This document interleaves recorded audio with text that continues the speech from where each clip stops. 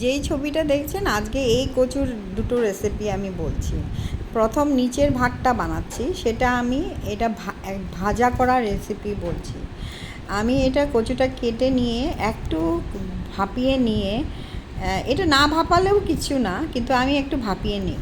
তারপরে একটা ব্যাটার তৈরি করি, যেটাতে আমি একটু চালের গুঁড়ো, হলুদ, লবণ আর বেসন দিয়ে একটা ব্যাটারের মধ্যে এটা ডিপ করে এটা ফ্রাই করে নিই।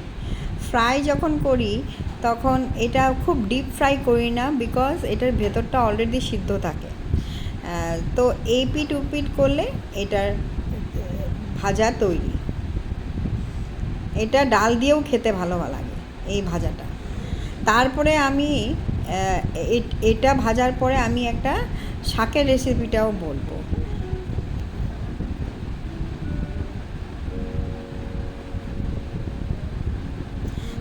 শাকটা আমি ভাপিয়ে নিয়ে সেটা রেখে দিলাম।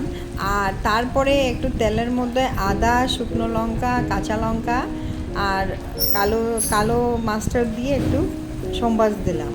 সোমবাসটা যখন যখন যখন আদাটা একটু ভাজা ভাজা হবে, তখন এই ভাপানো কচুগুলো এটার উপরে দিলাম। ও আরেকটা জিনিস, আমি এটার মধ্যে কালো চানাও দিই। কালো চানাটাও আমি ভাপিয়ে রেখে দিই, সিদ্ধ করে রেখে দিই। তারপর এখানে একটু হলুদ দিলাম, হলুদে একটু কষিয়ে নিই। যখন একটু হাফ কষানো হয়ে গেল, একটু জলটা শুকিয়ে গেছে, তখন আমি কালো চানাগুলো দিয়ে দিই। কালো চানা দেওয়ার পরে তারপরে একদম শুকনো করে এটা ফ্রাই করি। যখন যখন হয়ে যাচ্ছে, তেল বের হলো, তখন আমি লবণ দিয়ে আর একটু ভালো কষিয়ে নিই। এই জিনিসটা গরম দিনে খেতে খুব ভালো লাগে।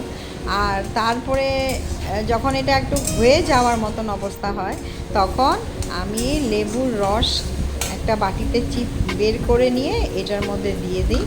লেবুর রস দেওয়ার পরে জাস্ট এটার একটুখানি নাড়াচাড়া করে বাস রেডি।